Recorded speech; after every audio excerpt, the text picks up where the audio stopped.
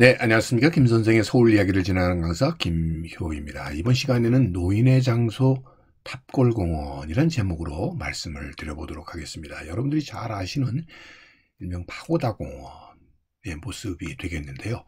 이것이 바로 노인의 장소 탑골공원이라고 하는 이미지가 만들어지게 된 것은 1980년대 말부터의 일이 되겠습니다. 이곳에 노인들이 이렇게 모이기 시작하게 된 것은 이 종로가 서울의 가장 유서 깊은 도심인데다가 지하철 1, 3호선이 교차하는 것이 주 원인이었다고 볼 수가 있겠습니다. 최근에 이 논란이 되고 있는 노인들의 중요한 복지의 대상이 되고 있는 이 지하철 공짜, 이 소위 무임승차와 관련이 되었다고 보시면 되겠습니다. 그 시절에 결국 이 지하철이 무료가 되면서 노인들이 이곳까지 결국 쉽게 올 수 있게 되는 것이 계기가 되었다고 볼 수가 있겠습니다. 그러던 것이 2000년대 초반에 이 탑골공원을 성역화한다라는 명분 아래에서 결국 이 노인들의 집합소가 되었었던 탑골공원의 중심이 이 종묘공원 앞으로 이렇게 이동을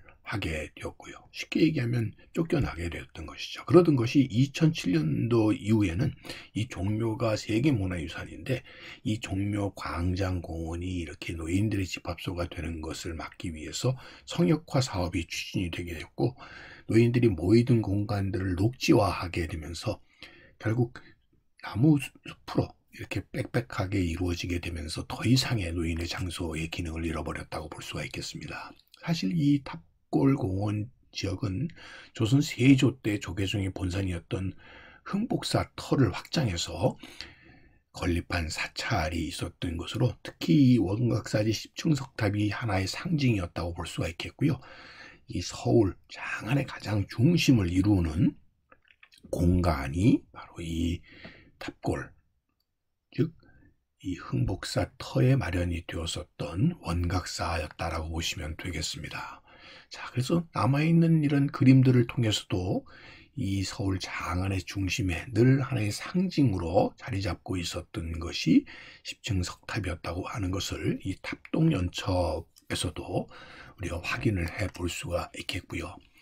이 한양 전경도에서도 보게 되면 가까이 들여다보면 바로 이 10층 석탑이라고 하는 하얀색의 백탑이 서울 장안의 중심이었었다는 것을 이 그림에서도 확인해 볼 수가 있는 것이죠. 이랬던 것이 1902년에 서울 최초의 도시공원으로 바뀌면서 빠고다공원이라는 이름으로 이렇게 도시공원으로서 자리를 잡게 되면서 오늘날의 빠고다공원으로 이어져 왔다라고 보시면 되겠습니다. 그렇게 되면서 이곳 안에 음악당이 만들어지는 등 도시공원의 성격으로 쭉 일제강점기를 유지해 오는 중에 사람들이 모여서 만세 시위를 벌이게 되는 3.1 만세 시위의 거점이 되게 되었던 것 또한 이곳이 원각사 터가 중심이 될 수 있었던 것도 서울 중심에 바로 이 빠고다 공원이 위치했었기 때문이라고 볼 수가 있겠고요. 전국적으로 번져 나갔던 여러와 같은 만세 시위의 중심에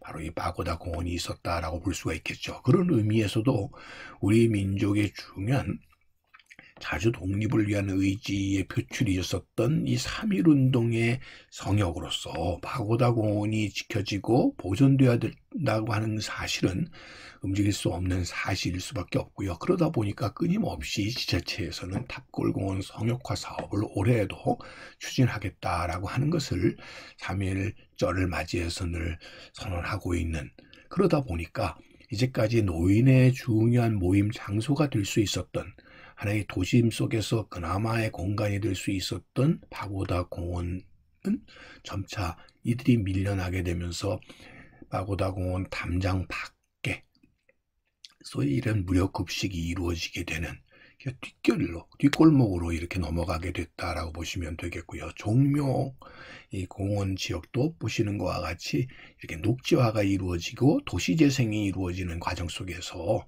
더 이상의 노인들의 장소로서의 기능은 잃어버리게 되었다라고 보시면 되겠습니다. 한편으로 이 지자체를 맞아 도시재생들이 이렇게 앞다투어 이루어지는 과정 속에서 이 사운상가를 주변 지역에서도 결국 이런 예전에 서울의 옛스러움을 가질 수 있었던 이런 골목길들이 다 사라져버리게 되는 상황 속에서 이제까지 종로 일대, 종로성 일대의 뒷골목이었었던 저희 피막길을 중심으로 했던 그 기능들도 이렇게 보석 가게들이 좀 들어서게 되면서 결국 그 기능은 점차 축소돼서 송해 길을 중심으로 하는 이 박오당원 일대만이 노인들이 그나마 모이는 하나의 공간이 되었고요. 특별히 값싸게 이발을 할 수 있는 이런 이발소라든지 값싼 선술집들이 이렇게 모이게 되는 곳이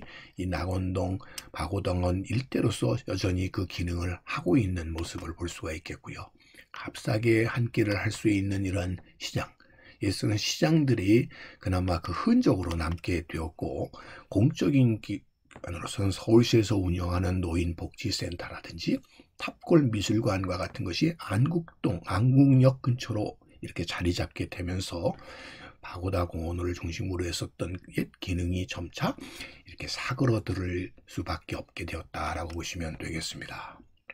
자, 지금 지자체들마다 도시지성과 명소화 사업을 앞다투어 추진하고 있고, 그것의 결과로 젊음의 거리가 조성되어 홍대 앞, 신촌, 대학로 앞, 구정, 건대 앞, 가로수길 등등 곳곳에 이런 것들이 마련이 되는 대신에 정작 건전한 문화생활이 필요한 노인계층들을 위한 문화의 거리라고 하는 것은 점차 뒤안길로 접어들고 있지 않나 싶습니다. 그런 의미에서 어르신들의 거리, 종록동 어르신 문화거리는 더욱더 소중한 거리로서 이렇게 보존돼야 되지 않을까 하는 생각을 오늘도 꽃밭을 가꾸는 김 선생이 전해드렸습니다.